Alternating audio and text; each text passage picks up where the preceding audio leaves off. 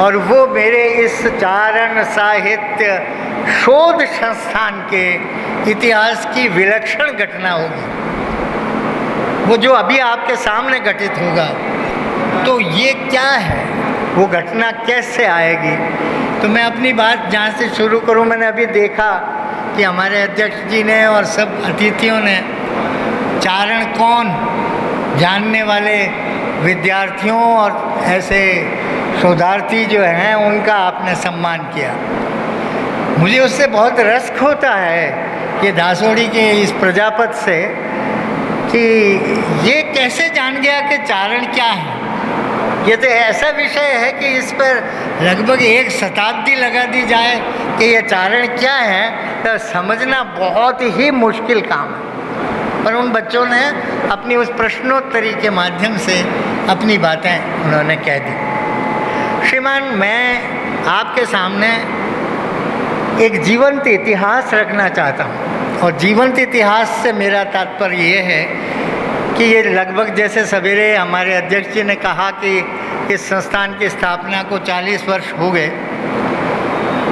असल में मैं इसी के इतिहास के बारे में आपसे कुछ कहना चाह रहा हूँ। देखिए, क्या होता है कि संस्थान का अर्थ बिल्डिंग बनाना नहीं होता, इमारत बनाना नहीं होता। इमारत तो हम खेल वालों की भी बनाते हैं, नाटक की भी बनाते हैं, और भी कई चीज़ों की बनाते हैं, स्कूल की बनाते हैं, अस्पताल की बनाते हैं। तो इमारत कभी भी मुख्य चीज़ नहीं होती। इमारत किसकी बन रही है कि एक संस्था है, तो संस्था भी सैकड़ों संस्थाएं हैं और सैकड़ों तरह की संस्थाएं हैं, सैकड़ों क्षेत्रों में काम करने वाली संस्थाएं हैं। लेकिन उसके आगे यदि एक शब्द लग जाता है, साहित्य शोध संस्थान, तो ये जो शोध संस्थान है, ये सबसे ज़्यादा महत्वपूर्ण शब्द इस पूरे कॉनोटेशन में वो है शोध संस्थान। आप विश्वास नहीं करेंगे कि जब इस संस्थान की स्थापना हुई, श्रीमान वीसी सर, इस अजमेर में कम से कम 10 इंस्टीट्यूशंस ऐसी थी, चाहे रावत सभा हो, चाहे राव सभा हो, उन सब ने अपने हॉस्टल बनाए और उसके साथ में लिखा शोध संस्थान। आज भी मौजूद है, आप सब लोग जाकर करके देख सकते हैं। उसका भी एक कारण रहा कि इस संस्थान को शोध संस्थान के नाम से यहाँ की यूआईटी ने, तत्कालीन यूआईटी के जो चेयरपर्सन थे और जो बोर्ड था, उन्होंने बहुत ही अच्छी घटी दरों पर, बल्कि नॉमिनल दरों से भी नीचे जाकर हम लोगों के इस संस्थान को 10,000 वर्ग गज ज़मीन दी, या जहाँ पर आप लोग सब अभी बैठे हैं। पर ज़मीन मिलना भी इतिहास नहीं होता, मैं उसकी भी बात नहीं करता। सैकड़ों बीघे पड़ी है, कई एक ओरण मैं जानता हूँ जो 1000 बीघा में है, उससे भी कोई महत्वपूर्ण नहीं होता। महत्वपूर्ण क्या है? महत्वपूर्ण है चारण साहित्य और उसके ऊपर शोध संस्थान। देखिए, सबसे दो टर्म है, चारण साहित्य और दूसरा है शोध संस्थान। असल में ये दुर्भाग्य रहा कि सन 47 में जब ये राजस्थान बना और भारत आज़ाद हो गया, तब हम लोगों से एक बहुत बड़ी भूल हुई, और वो भूल ये थी कि हमारी जो भाषा नीति थी वो बहुत ही डिफेक्टिव थी, किसी काम की नहीं थी, और जो अनपढ़ लोग और जो कुछ भी नहीं जानते थे उनके हिस्से में ये तकदीर लिखने का काम उनको दे दिया था इस जनतंत्र ने। और उन्होंने सबसे पहला काम किया कि 1947 में जो मेरी स्थानीय भाषा थी राजस्थानी, उसको ज़िबे कर डाली, उसका कत्ल कर डाला, उसको मार डाला। जबकि एक भाषा बनने में 1000 साल लगते हैं, और 9वीं शताब्दी से राजस्थानी का इतिहास है। आप 1000 साल की किसी भाषा को बनते बनते 1000 साल लगे हों, उसको आप एक दिन में मार नहीं सकते। और इसलिए जब लोग कहते हैं ना कि वो एक जहाज़ डूबा था, फिल्म आई थी ना सर, वो है टाइटैनिक, तो श्रीमानों टाइटैनिक को डूबने में भी समय लगता है। ऐसा नहीं है कि पलक झपकते ही अंदर हो जाए। हजारों सालों की साहित्य की परंपरा जिसमें थी, और जो कंठ परंपरा में थे, वो मैं आपको बता नहीं सकता मैं अभी, क्योंकि मेरे पास समय नहीं है। दुर्भाग्य ये रहा कि डिंगल को नामवर सिंह नहीं मिले, डिंगल को रामविलास नहीं मिले, डिंगल को हजारी प्रसाद द्विवेदी नहीं मिले, डिंगल को शुक्ल जैसा इतिहासकार वो नहीं मिला। तो कौन इसकी आलोचना करता, कौन इसका मूल्यांकन करता? और आज की तारीख तक इसका मूल्यांकन नहीं हो पाया। हम आपस में ही इस कंठ परंपरा को लेकर एक दूसरे को सुनाकर खुश हो जाते हैं। हमें ये पता ही नहीं है कि इस डिंगल साहित्य का महत्वपूर्ण क्या है, वो क्या वैल्यूज़ हैं, वो क्या तत्व हैं जिन्होंने, बहुत आसान है ये कहना कि देश सेवा में ऐसा काम किया, देश सेवा में ऐसा काम किया। मैं एक संकेत में आपको बता दूं, संसार की किसी भी भाषा में, संसार की जो काम डिंगल साहित्य ने किया वो काम संसार की कोई भाषा नहीं कर सकी। और वो काम ये था कि एक तो हमेशा स्त्री और बच्चा, मैं भी उनमें से हूँ, मैं हमेशा युद्ध का विरोधी रहा हूँ और आगे भी रहूँगा। युद्ध मुझे बिल्कुल पसंद नहीं है, लेकिन पहली बार चारण था जिसने वीर रस के माध्यम से अपनी वीर सत्सई की परंपरा में आकर के और एक ऐसा परिदृश्य खड़ा किया जो विश्व की किसी भाषा में नहीं है, किसी साहित्य में नहीं है। और वो विषय ये था कि कायरों की मलामत करने के लिए, युद्ध से भागकर आए हुए अपने पति की प्रताड़ना करने के लिए उसने स्त्री को नायिका के रूप में अपने साहित्य में जगह दे दी और उसके मुंह से कहलवाया कि लहंगा पहन करके रह जा। ये जो खसूसियत है ये डिंगल साहित्य के इससे इतर संसार के किसी भी साहित्य में नहीं है, किसी भी।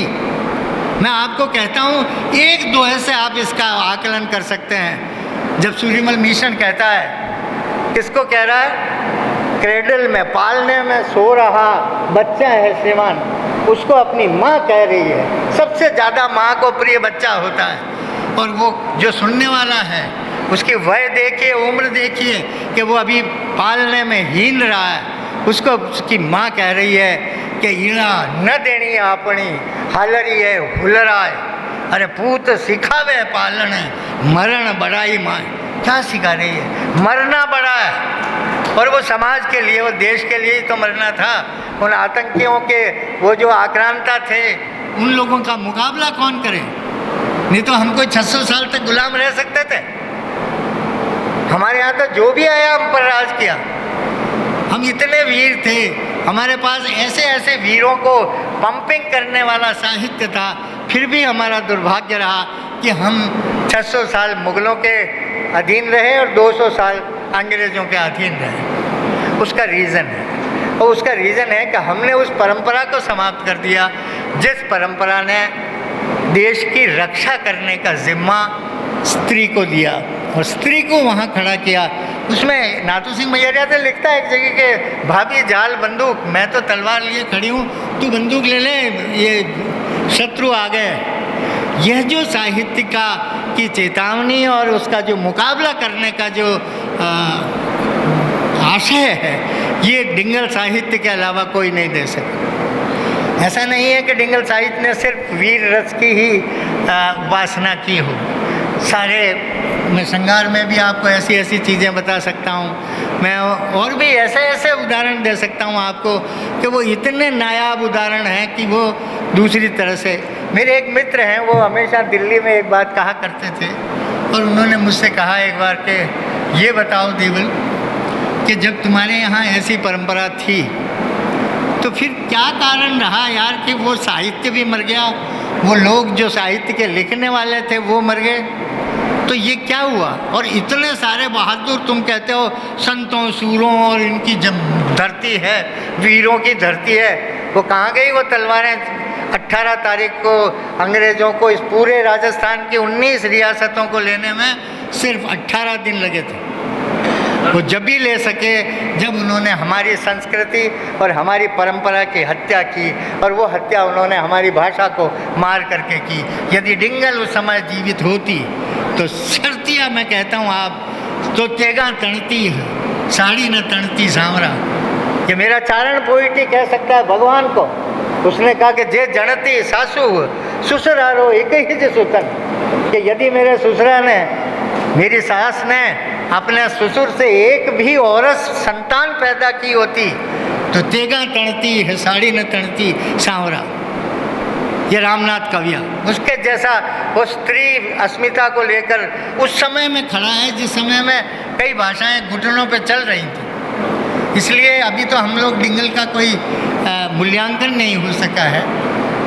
ऐसी डिंगल के ऊपर श्रीमान वाइस चांसलर साहब हम लोगों ने एक बहुत ही बिना किसी हथियार के, बिना किसी तैयारी के एक ऐसा कदम उठाया कि वो युद्ध से कम नहीं था। हम जानते थे कि बिना शास्त्र के और बिना रणभूमि के, बिना और भी कि ये लड़ाई लड़ी जा सकेगी या नहीं लड़ी जा सकेगी, ये बात हम लोग नहीं जानते थे।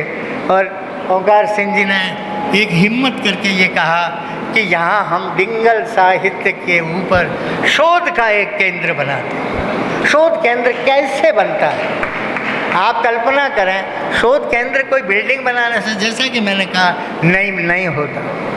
लाइब्रेरी भी बना दें आप तब भी शोध केंद्र नहीं हो सकता। और 84 में, और ये भी एक बड़ा अच्छा संयोग है, हमारे अध्यक्ष जी चले गए हैं देवल साहब, मैं उनसे कहने वाला था कि मैं, ये आंखें मेरी गवाह रही हैं कि मैं और लखावत जी और हम लोग जब वहाँ गए गुजरात, हांस भाई मां ने एक सम्मेलन किया था।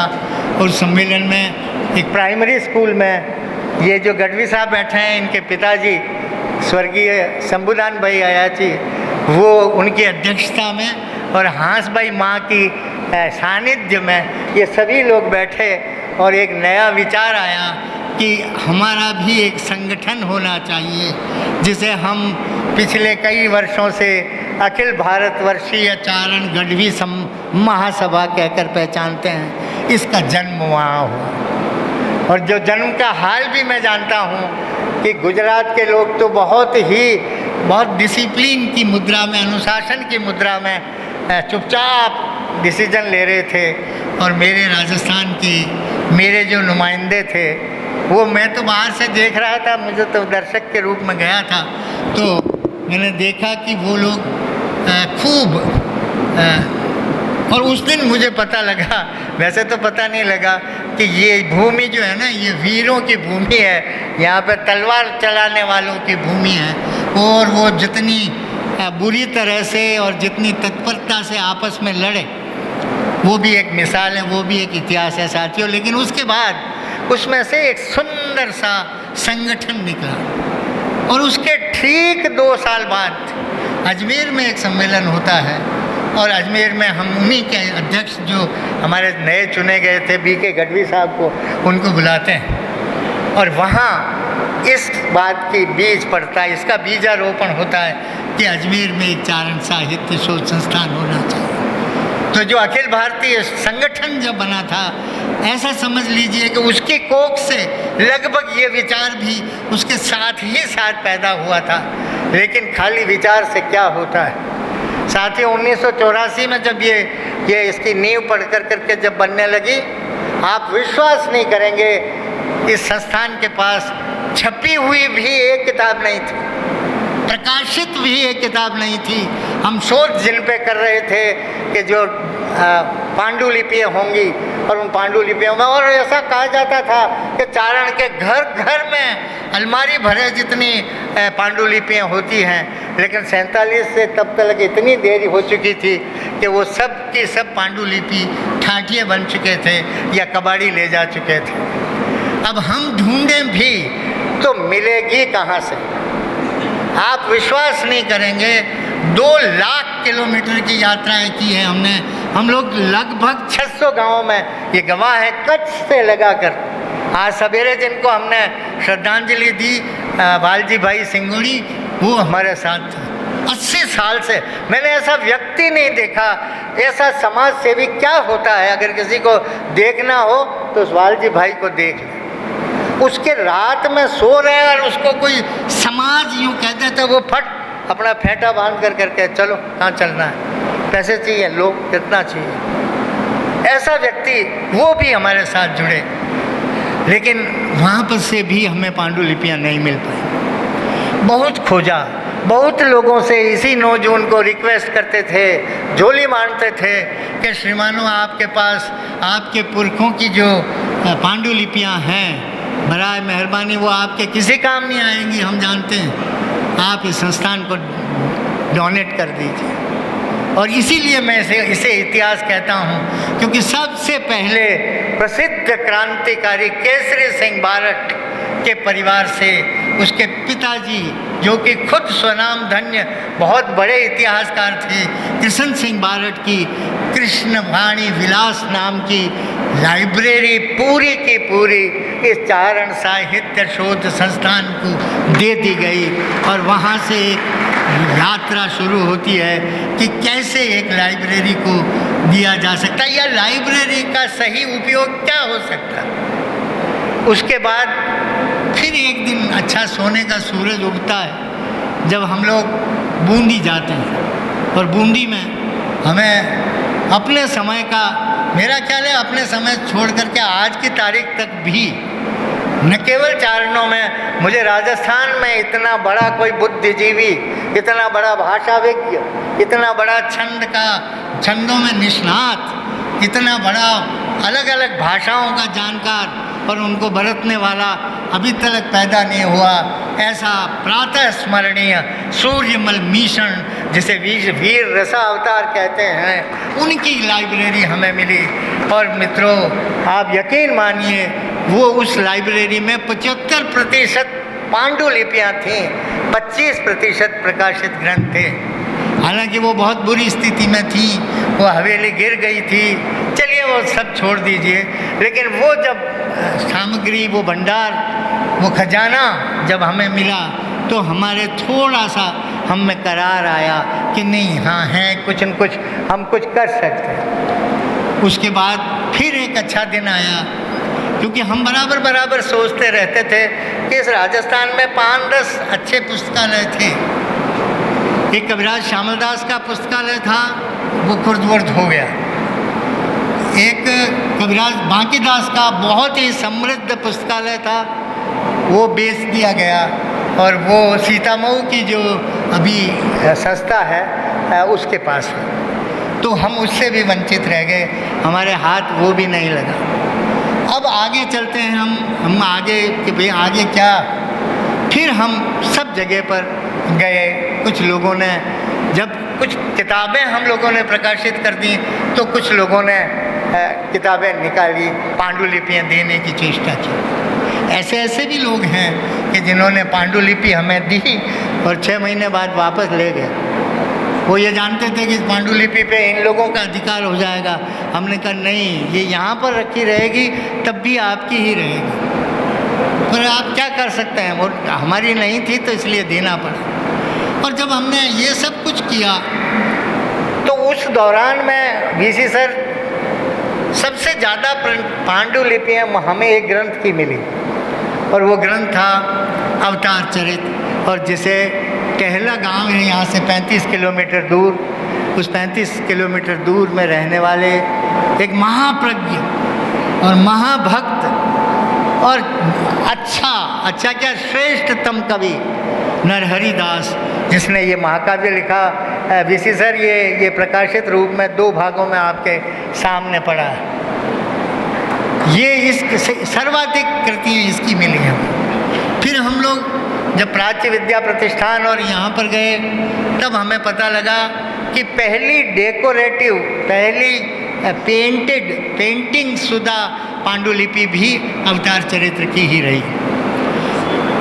सूर्यमल मिशन के यहाँ से हमें 7 पांडुलिपियाँ वंश भास्कर की मिली। लेकिन सबसे बड़ी समस्या ये थी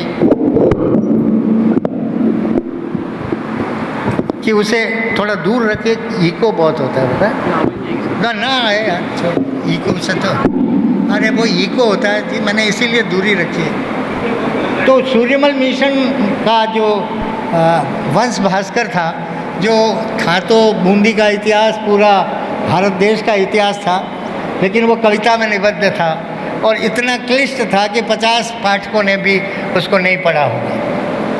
तब एक बहुत बड़ी चुनौती थी वो इस संस्थान ने उसको निकाला, उसको प्रकाशित करवाया, उसका हिंदी अनुवाद किया ताकि लोग बाग जान सकें कि ये क्या है, भला क्या है। और आपको सुन के ताज्जुब होगा कि महाभारत के बाद इस पूरे देश में सबसे बड़ा ग्रंथ वो जो टीका के साथ वंश भास्कर छपा, उसके 7,000 पेज हैं और 9 खंड हैं, और अभी उसका तीसरा प्रकाशन आ रहा है। अब उसकी कीमत 7,000 रुपये हो गई। आऊँगा, मैं इस पर भी आऊँगा, क्योंकि मैं एक सवाल पूछूँगा आप सबसे कि मैं पहले ही पूछ लेता हूँ, ज़रा एक ईमानदारी से ये बताएं कि जिसने किसी ने वंश भास्कर खरीद के पढ़ा हो, हाथ बढ़ा दे, खड़े हो जाइए। क्या शुभ नाम है आपका? कहाँ के रहने वाले हैं? हाँ, अच्छा, बड़ा हाँ हाँ, सपूत कवियों के ऐसे लोग होते हैं, उनके सपूत ही अच्छे वंशज होते हैं। अब आप कल्पना कर लीजिए, पूरे राजस्थान के लोग यहाँ जमा हैं। एक किताब को आप पढ़ने की आपके पास फुर्सत नहीं है, चारणों के पास। काहे चाहते हैं आपके चारण साहित्य पर शोध हो? क्यों चाहते हैं आपके चारण साहित्य का विलुप्त नहीं हो जाए? जैसा कि हमारे अध्यक्ष जी के ओंकार सिंह जी सवेरे कह रहे थे कि डिंगल को लुप्त नहीं होना चाहिए। कैसे रहेगी? आपके सिवा दूसरा कोई डिंगल समझ नहीं सकता। पता नहीं ये वरदान आपको ही मिला हुआ है, और आपके पास ऐसी गाफिलियत है कि आप में से पढ़ने का आपके पास समय नहीं है। अखबार पढ़ने का समय है, मनोहर कहानियाँ पढ़ने का आपके पास समय है, आपके पास सिनेमा देखने का समय है, शाम को अपनी माला जपने के लिए आपके पास समय है। नहीं है समय तो आपके पास साहित्य पढ़ने का समय नहीं है। तो आप एक सुर में कह दीजिए ना कि ये फिर इस शोध संस्थान की ज़रूरत क्या है? क्यों ये इतनी एनर्जी लगा कर करके ये काम किया है? ये काम कौन करेगा?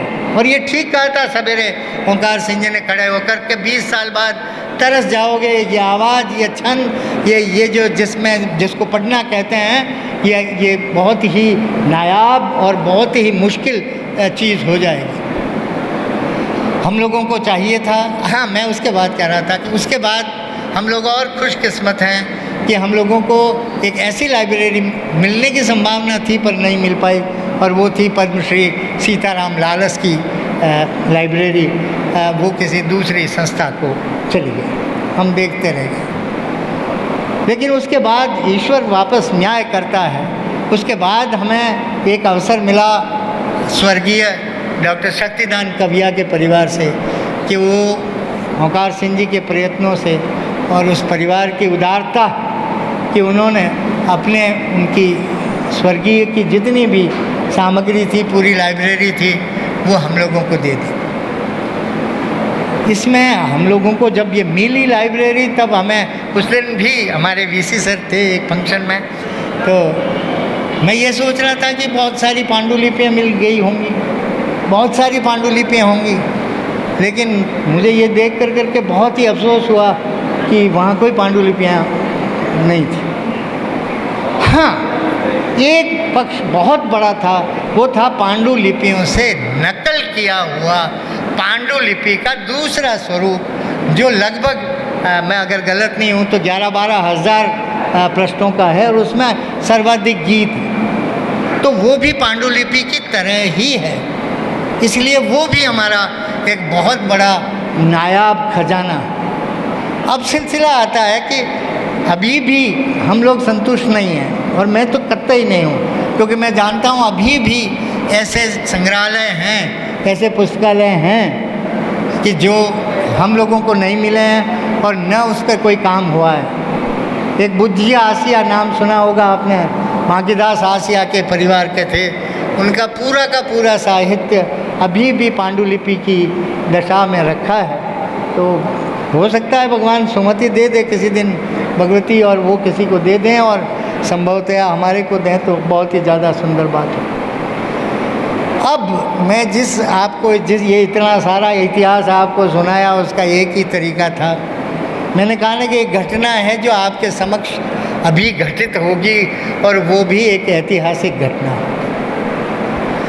अब रहा सवाल इसका, उससे पहले एक बात और मैं निवेदन कर दूँ कि आज़ादी के बाद हम लोगों ने राजस्थान में कई एक संस्थाएं बनाई जो साहित्य की संस्थाएं थी, शोध की संस्थाएं थी, चाहे चौपासनी शोध संस्थान हो, उदयपुर का लोक कला मंडल हो, रूपायन संस्थान हो, और भी अन्य कई संस्थाएं थी, बीकानेर की संस्थाएं थी। लेकिन उन लोगों में उस समय की जो भी सरकार थी, जैसी कैसी भी, मैं तो राजनीति से एक बहुत लंबी दूरी रखता हूँ और मुझे पसंद भी नहीं है। और क्यों पसंद नहीं है वो भी आपको बता दूंगा कि उन लोगों ने ये काम ज़रूर किया था कि इन संस्थाओं को ग्रांटिंग एड पे डाल रखा था, तो वो ग्रांटिंग एड से चलती थी, जैसी कैसी भी थी। खूब सारा काम, ये जो प्रकाशन आज हमें मिलता है वो सब उसकी बदौलत हुआ। लेकिन सत्ताएं बदलती हैं, उसके बाद में हावड़ी का नाम गुलसप्पा। मुझे राजस्थानी का एक दोहा याद आता है और वो बहुत ही मुफीद है। अब इससे समझ लीजिए आप कि डिंगल की क्या ताकत है, उसकी जो अभिव्यंजना की जो ताकत है। कहीं नहीं कहूँगा मैं कि कौन सी सत्ता अच्छी है, कौन सी सत्ता नहीं है। मैं एक दोहा कहूँगा और आप समझ जाओगे कि मेरा आशय क्या है। और वो कहता है कि ये बक मुनि उजड़ा, ये मीठा बोला मोर, है मुद्रा मीठा मुद्रा, ये मुद्रा मीठा बोला मोर या मुद्रा बोला मोर, एक ही बात है। कि ये जो बक मुनि है, आपको बगुला आपको संत की तरह दिखता है, एक पाँव ऊपर उठाए, आंखें बंद कर जैसे ध्यान में मस्त हो, और सफ़ेद बुर्राक की जात उसका परिवेश है, उसका वेश है बाना। और एक दूसरी तरफ पूछो सफरी पनंगन है, और मोर कितना मीठा बोलता है। लेकिन ये बात कभी इनसे जो प्रभावित होते हैं, इनके से जो मार खाए हुए, इनकी मारक ताकत जिन पे चलती है, कभी उस मछली से पूछना कि बगुला कितना बड़ा भक्त है, और कभी मोर से पूछना, सांप से पूछना कि ये मोर कितना मीठा बोलता है। मेरे लिए ये दोनों सत्ताएं बिल्कुल, एक बगुला थी तो ये दूसरी मोर निकली, और निकलने को तो हम ही थे। अब मैं उस बात पर निवेदन कर रहा हूँ, ख़त्म कर रहा हूँ अपनी बात को, मेरे पास ये स्लिप आ गई है। जो आज की जिस मैं ऐतिहासिक घड़ी के बारे में कह रहा हूँ, मुझे सिर्फ दो बातें कहनी है। एक बात तो ये कि वो ऐतिहासिक क्षण आपकी नज़रों के सामने घटित होने जा रहा है 1 मिनट के अंदर। अब तक हम लोग राजस्थान तक ही महदूद थे, गुजरात का जो चारण साहित्य था या चारणी साहित्य था उससे हम इतने वाकिफ़ नहीं थे। हालांकि हम लोगों ने चेष्टा पहले ही कर ली थी कि वहाँ की प्रकाशित पुस्तकों को संस्थान में मंगाया, संस्थान की कुछ किताबों को बाहर डलवाया। लेकिन उन्हीं दिनों एक काम हमारे जो गढ़वी साहब बैठे हैं, ये जो भुज से जो सांसद रहे हैं, और ये बड़ी मौन रूप से अपना काम करते हैं, चुपचाप, किसी को बगैर बताए हुए। कोई इनको पीठ थपथपाने की ज़रूरत नहीं रहती, कोई इनकी तारीफ़ करे ये नहीं चाहते। इन्होंने एक बहुत बड़ा काम किया कि नई यूनिवर्सिटी बनी है भुज के अंदर, श्यामजी कृष्ण वर्मा के नाम पर। उस यूनिवर्सिटी में अपनी जेब से, अपनी संस्था की ओर से 5 लाख रुपए का फंड देकर इन्होंने हमीर जी रत्नू नाम के विद्वान की पीठ कायम की है। और पिछले वर्ष तो इन्होंने यूनिवर्सिटी में हमीर जी रत्नू की मूर्ति लगा दी थी, और उस पर अब तक काम हो रहा है, और वहाँ पर भी उस पर भी शोध हो। मैं अब ये बात और आपसे निवेदन करूँ, इससे पहले कि वही गढ़वी साहब एक ऐसा सेतु बनेंगे राजस्थान और गुजरात के बीच, कि वो सेतु भी एक ऐतिहासिक सेतु होगा। क्योंकि पहले एक ऐसी पत्रिका थी चारण, जिसमें कभी आधा पोर्शन गुजराती होता था, आधा हमारा इधर का होता था। लेकिन उसके बाद ये परंपरा भी कट गई, वो पुलिया भी ध्वस्त हो गया। उसके बाद आज ये सपूत आया है हमारे बीच, बधाइए इसको, इनका स्वागत कीजिए कि आज ये आपके संस्थान को देने के लिए 17,500 पृष्ठों की पांडुलिपियों की इलेक्ट्रिक वो लेकर के आए हैं, कॉपी लेकर के आए हैं, और वो संस्थान को मिल जाएगी।